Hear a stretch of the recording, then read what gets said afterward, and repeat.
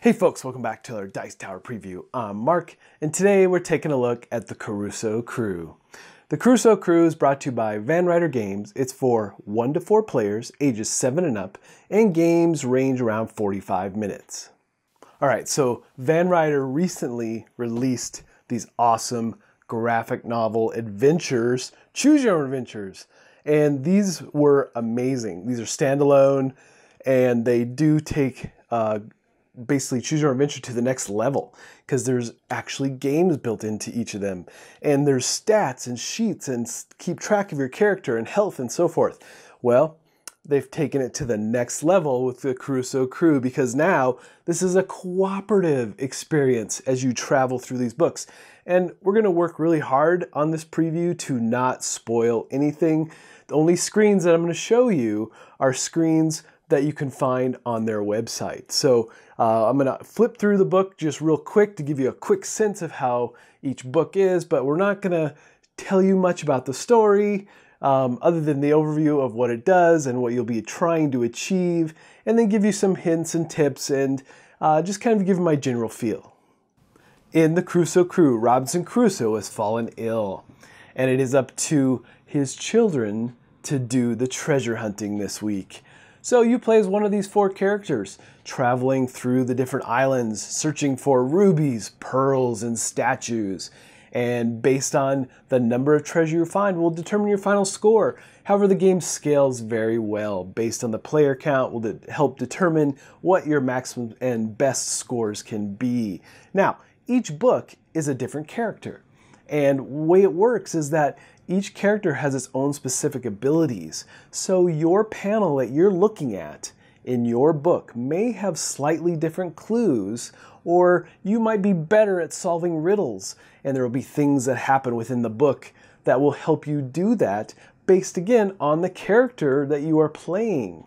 So let's take a quick look at all the different characters. So like I said, there are 4 main characters, and each character has their own book. So each player will get their own unique book to look through as you play the game. So first up we have Netta. Netta is super agile and can really help the crew get through some sticky situations. And then we have Kick, which might be my favorite character, who's super strong, has a hammer, can smash all kinds of things. And then we have Sarah, who can speak to animals and has a pet cat named Purr that can really help discover things.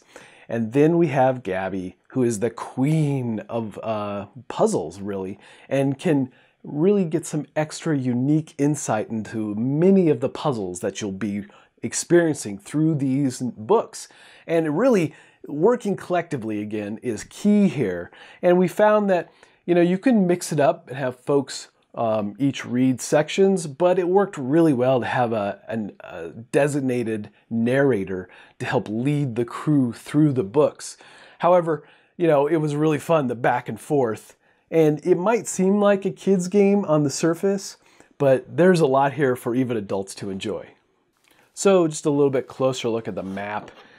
This is you're going to be using throughout the game to track your progress potentially, to see where you're going, looking for clues.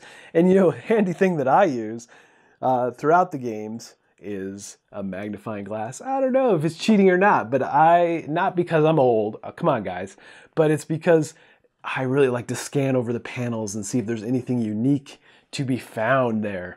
And this really does help. Maybe it's cheating, but I really recommend something like this for really engaging in the story and act like you're really hunting and searching for stuff. It really adds to the flavor or thematic nature of the game.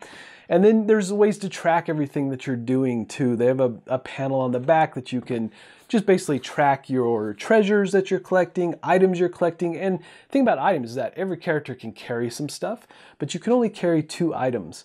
So you have to make some trade-offs potentially based on where you are in the story and so forth.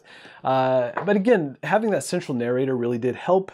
However, the neat thing though is that if you have a specific part that only your character can play, perhaps you're the only one who can fit in a passageway, or you're the only one who can find a certain item, then that is unique to your character. So that's an instance where you definitely want to, step up and go, look what I found, look what I can find, and alert the group. And then collectively, everyone makes the decision, but you get to portray that part of the story because that is specific to your character.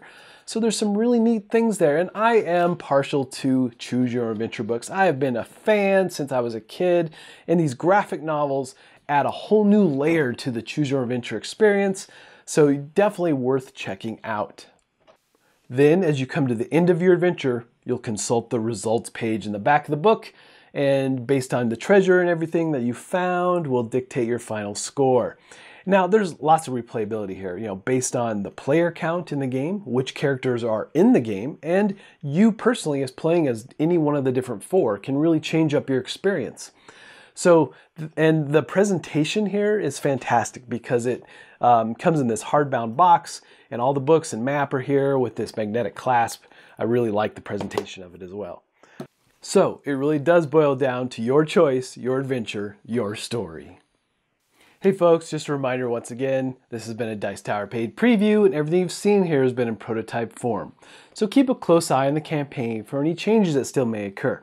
Now, like I said earlier, I am a huge Choose Your Own Adventure fan, and these graphic novels, again, are just a unique experience, and I really enjoy them, from their original ones that they put out to this new one. I'm really excited to see where this line will go. So if you like Choose Your Own Adventure stories, this might be right up your alley, and it really is good for all ages.